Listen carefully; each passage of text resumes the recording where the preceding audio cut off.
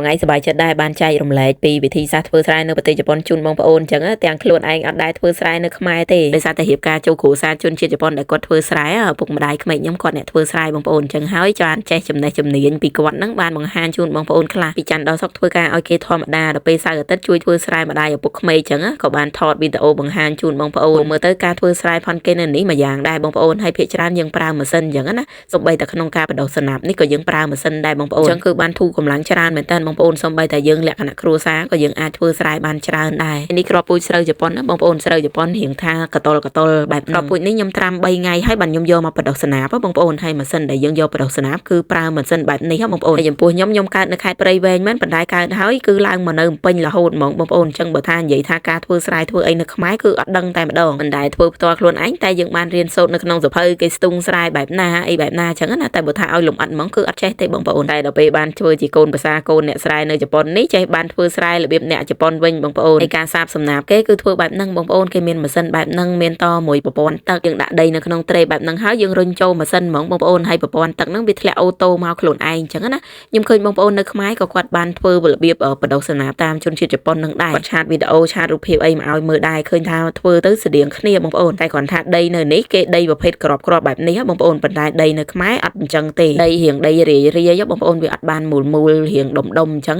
ហើយប្រភេទដីហ្នឹងក៏ពួកខ្ញុំទិញគេដែរបងប្អូនអត់មានធ្វើខ្លួនឯងទេហើយប្រភេទសនេះគឺជាថ្នាំដើម្បីដាក់ឲ្យសំណាបយើងហ្នឹងដុះមកល្អអញ្ចឹងកុំឲ្យមានជំងឺកុំឲ្យមានសត្វមានអីបងប្អូនហើយវគ្គបន្ទាប់ទៀតហ្នឹងគឺធ្លាក់គ្រាប់ពូជសម្បីតែគ្រាប់ពូជហ្នឹងក៏យើងត្រូវមើលដែរបងប្អូនខាងខ្ញុំភាគច្រើនបើមិនបានមើលហ្នឹងគឺគ្រាប់ពូជធ្លាក់តិចច្រើនគ្រាប់ពូជយើងយកទៅត្រាំទឹកបងប្អូនដល់ពេលយើងដាក់ចូលម៉ាស៊ីនបែបហ្នឹងបើអត់បានមើលទេកន្លែងខ្លះវាអត់ធ្លាក់មកអញ្ចឹងណាអញ្ចឹងតតែប្រយ័ត្នក្នុងការប្រើប្រាស់ម៉ាស៊ីននេះបើយើងមានគ្នា4នាក់ដូចគ្រួសារខ្ញុំអីគឺល្មមបងប្អូនមានម្នាក់ឈរនៅចាំដាក់ដីបញ្ជូនមកទៅមានម្នាក់ទៀតនៅចាំមើលគ្រាប់ពូជត្រូវអស់ត្រូវថែមអីចឹងហើយ2នាក់ទៀតគឺអ្នកដែលយកបង្ហើយនេះបងប្អូនយកទៅរៀបចំអញ្ចឹងណាព្រោះខាងវគ្គចុងក្រោយនេះរៀងថាធ្ងន់តិចព្រោះក្នុងមួយត្រេហ្នឹងវាចូល3គីឡូជាងដែរបងប្អូនហើយនេះបងប្អូនចុងក្រោយពេលដែលយើងធ្វើហើយយើងដាក់នៅលើកាទេសើមបងប្អូនកាទេសើមហ្នឹងយកមករុំវាយកមករុំឲ្យចិត្តបងប្អូនទាំងលើទាំងក្រោមអីរុំឲ្យចិត្តនៅលើសំណាបដែលយើងបានសាបនៅក្នុងត្រេហ្នឹងយើងធ្វើបែបហ្នឹងដើម្បីឲ្យវាហប់បងប្អូនកុំឲ្យវាត្រូវកម្ដៅថ្ងៃពេលណាដែលវាអត់ត្រូវកម្ដៅថ្ងៃមកវាអាចដុះមកអញ្ចឹងណាត្រូវថ្ងៃខ្លាំងក៏អត់ល្អដែរសំណាបហ្នឹងដំណាក់កាលហ្នឹងគឺថាត្រូវមើលថែខ្លាំងមែនតើបងប្អូនអើយហើយបន្ទាប់មកគឺត្រូវរុំអីនៅខាងក្រៅមកតង់ទៀតហើយនេះបងប្អូនពេលដែលយើងរុំបានមួយថ្ងៃកន្លះពេលដែលយើងបើកមើលគឺវាបានដុះសបែបហ្នឹងអាហ្នឹងហើយបងប្អូនគឺជាកូនសំណាបយើងពេលដែលវាដុះបានមួយថ្ងៃកន្លះហើយឥឡូវឪពុកក្មេកខ្ញុំគាត់កំពុងតែរៀបចំដាក់វាទៅខាងក្នុងភូលដែលយើងបានធ្វើអញ្ចឹងដូចអាងទឹកអញ្ចឹងបងប្អូនបើយើងអត់ធ្វើបែបហ្នឹងទេយើងត្រូវស្រោចទឹកវារាល់ថ្ងៃហ្មងប៉ុន្តែបើយើងធ្វើបែបហ្នឹងគឺយើងអាចបរហូតទឹកចូលអាងហ្នឹងបរហូតទឹកចូលអាងហ្នឹងទៅយើងអត់ចាំបាច់ហត់ស្រោចរហូតទេបងប្អូនបើមិនអញ្ចឹងទេមួយថ្ងៃគឺត្រូវស្រោចទឹក4-5 ដងបងប្អូនហើយកូនសណាបអញ្ចឹងឯងប៉ុន្តែស៊ីទឹកណាស់ចំពោះការស្រោចទឹកនឹងដែរក៏យើងប្រយ័ត្នដែរបងប្អូនអត់ចេះតែស្រោចទេ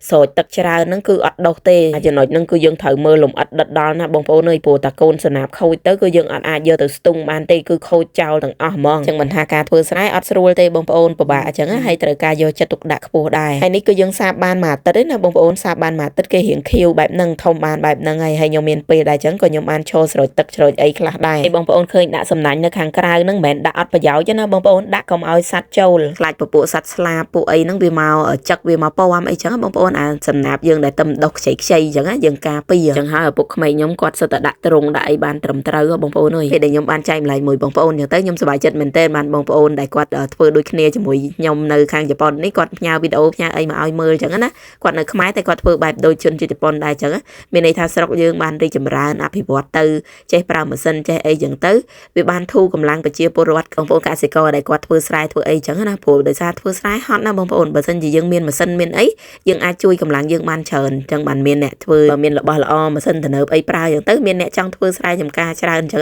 ព្រោះធ្វើស្រែនេះមិនមែនស្រួលទេបងប្អូនប្រើកម្លាំងច្រើនដែរហើយបងប្អូនក៏មើលរំលងកសិករកសិកម្មយើងជួយដល់ប្រទេសជាតិច្រើនណាបងប្អូនបើមិនជាយើងដាំដុះបានច្រើនរបស់របរហូបនៅក្នុងប្រទេសឯងរបស់របរយើងប្រើនៅក្នុងស្រុកបានគ្រប់គ្រាន់យើងអត់បានទិញគេនាំចូលមកពីប្រទេសណាទេយើងផលិតសម្រាប់ប្រើខ្លួនឯងរបស់ល្អហើយតម្លៃធូរថ្លៃ